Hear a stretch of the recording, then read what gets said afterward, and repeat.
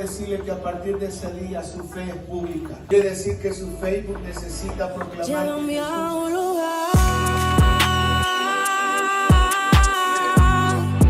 donde solo tú y yo disfrutemos el momento. Te amo, mi papá. Yo dependo de tu amor y sin ti yo sé que muero. Llévame a un lugar donde solo tú y yo disfrutemos. Yo, what's up, my family? Welcome back to another video. And in today's video, I just want to talk to you guys. I don't really know what the title might be, but I want to talk to you guys about God always being with you, right? And the reason I want to talk to this is because I was actually going to do another video. I was going to talk about something else, but I felt just the urge to speak about this. And I shared this last week at church on the Monday prayer service, and I wasn't gonna share this on YouTube, but like I said, I felt like just sharing this, and this verse has just been in my mind constantly, and it's actually in Deuteronomy chapter 31 verse 8. And if we read it, it says, "Do not be afraid or discouraged, for the Lord will personally go ahead of you. He will be with you. He will neither fail you nor abandon you." And that verse has just been in my mind constantly. And because many times we go through seasons where we feel like God has abandoned us. Many times we feel like, I don't think God is with me anymore. Or sometimes there's periods where we don't feel his presence, where we can't hear his voice, and we feel like God has abandoned us, right? We feel like he is not with us anymore. But many times sin separates us from God, right? Sin separates us from his presence. And so many times that's why we can't feel him. But in some cases, it's not that we have sinned, it's that God is testing us. And so sometimes when God tests us, he allows us to not feel his presence or hear his voice because he is testing us. He wants to see if we're going to be faithful during the test, during the trials, during the valley, right? He wants to see that even if we don't hear his voice or feel his presence, he wants to see if we're going to trust in him. He wants to see if we're going to have that faith in him that he will get us out of that test, out of that valley. And so many times that happens. And there is a saying that goes, the teacher is always silent during a test. I think that's how it goes, right? The teacher is always silent during a test. And that happens when I was in school, or even now in school. When I take a test, the teacher is silent. And sometimes you don't know the answer to the question. So you raise your hand, but the teacher just says, they just wave their head no, because it's a test that you have to pass, right? And so many times it's the same in our spiritual walk. Many times we're going through the tests, we're going through the valley, the trials, and we pray and we ask God for guidance that he may speak to us. But many times God is like the same way. He's saying, no, it's a test that we have to pass. He wants to see if we're going to be faithful to him, even when he is silent, even when we don't feel his presence. And Paul says to count it joy whenever we go through trials and temptations, right?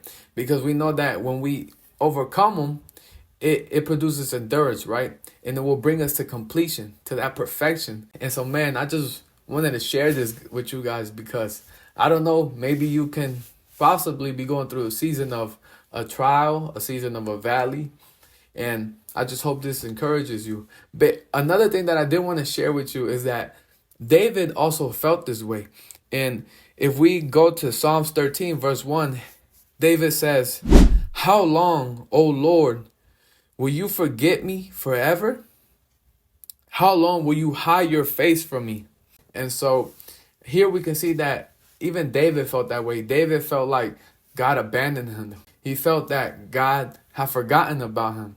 But God will never forget about us, right? And even David went through these times. Not just us, even David, a man who was after God's heart. Even he felt like God had forgotten about him or God had abandoned him. Even he went through seasons where he couldn't feel God's presence. He even says it. He says, how long will you hide your face from me? Right? So it's normal. And during that time, David was going through a test. He was going through a valley. But later on, you can see that, boom, he reached that mountaintop. And so, yeah, and in this Christian walk, it's seasons, right? Seasons will never stay the same. Seasons change, you know. Sometimes we may have a bad season. Sometimes we're in a good season, in the season of victory. Other times we're in the season of suffering. But it's normal. It's normal in the Christian walk. But Paul says, count it all joy. Count the victories joy. Count the sufferings joy. Count it all joy. Because God is working through us during all those seasons. And God is with us during all those seasons, whether we feel him or not. We should know that he is always with us. And the last verse that I want to share with you guys is in Psalms 139, verses 7 through 10, right? And this one I like, right? And so it says, where can I go from your spirit? Or where can I flee from your presence? If I ascend to heaven, you are there. If I make my bed in hell, behold, you are there. If I take the wings of the morning and dwell in the uttermost parts of the sea, even there your hand shall lead me and your right hand shall hold me. And so here, David is mentioning places where he could go. He could go to heaven, hell, but only to discover that God is already there. God's presence is there. And so that right there, that brought comfort to David. That brought him comfort because he knew that wherever he went, God's presence would be there. And that is God's omnipresence, right? Because God is omnipresent. He is everywhere at once. He's not like us where we can only be at one place at a time because we are not omnipresent. And so that brought David comfort, and that brought me comfort because I can trust that God will be with me wherever I go. And that's another promise that God gave us. If we look at Joshua, I know I said that the last verse was going to be the last verse, but I got more. And in Joshua chapter 1, verse 9, it says, this is my command, be strong and courageous. Do not be afraid or discouraged, for the Lord your God is with you wherever you go. Right? So here we see God's promises. He is going to be with us wherever he goes. And now this is the last verse. Stay with me, y'all. Stay with me. It's in Numbers 23, verse 19. And it says, God is not a man, so he does not lie. He is not human, so he does not change his mind. Has he ever spoken and failed to act? Has he ever promised and not carried it through? Right? So here we see that he is not a man that he should lie. He is not a human that he should change his mind, right? And here we see that everything that he has spoken, he has done. Everything that he has promised, he has fulfilled, right? And so when he says and when he promises that he will be with us wherever he goes, he will do it. He will fulfill his promise. He will be with us wherever we go. We just have to believe it. And sometimes we forget that.